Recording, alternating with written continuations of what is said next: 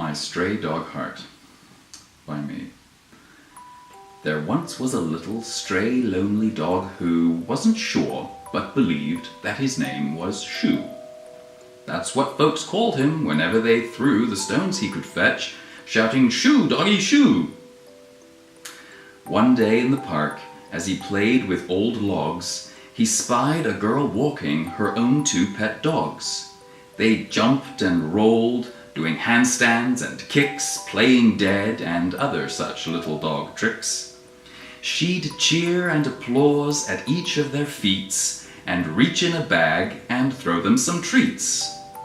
Her laughter was music, her smile was the sun that rewarded each new fancy stunt they had done. Oh, how she'd love me if only she'd known how amazing I am at fetching things thrown, for that was his talent, as far as he knew, the one charming trick Shoo knew how to do. She threw out the treat bag when there weren't any more, and missing the bin, the bag fell to the floor. Now was Shoo's chance. No dog could compete. He fetched up that wrapper right back to her feet.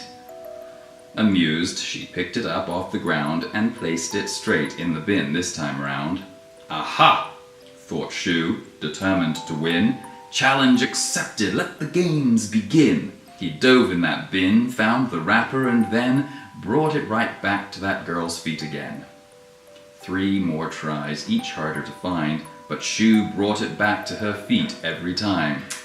Silly old dog, won't leave it alone. I'll throw it away when I get back home. She took the bag from the feisty stray, stuffed her pocket, and walked away. That was a move he'd not foreseen, outmaneuvered nice and clean. What? That's not fair! My powers are foiled!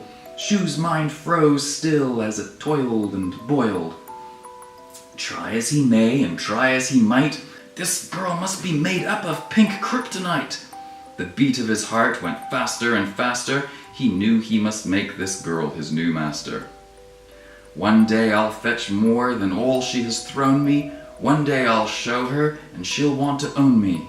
Someday my queen I shall call her, and she shall give me my very own collar and leash. From afar, he followed her home to the gate, but she shut it behind her, so that's where he'd wait. Aha! But of course! She's appointed me guard of all of her realm, her house, and her yard. So there he remained, just proud to be seen, faithfully serving his unwitting queen. Sunny or bleak, come morning or eve, not a postman could sneak by without his good leave. But it was the evenings that he loved the best. She'd bring the black bags, the ultimate test. But they were no match for this heroic winner. He'd shred them apart and then bask in his dinner, not seeking for thanks or asking her praise, content with the purpose she'd given his days. He fancied that she was impressed with his labors, along with the puzzled and curious neighbors.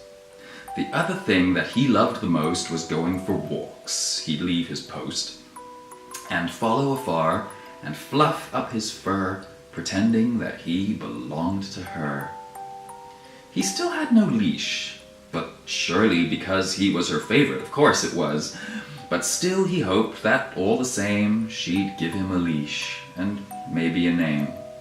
Come Bodger, come Huxley, come inside. Is that my new name?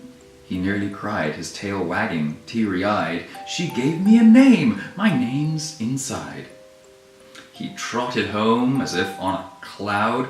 That night he'd go to sleep so proud. She'd given him meaning, given him hope. Oh look, her old lost skipping rope, my leash! He finally could pretend that she was holding the other end. He wore it round his neck with pride and drifted off to sleep and died.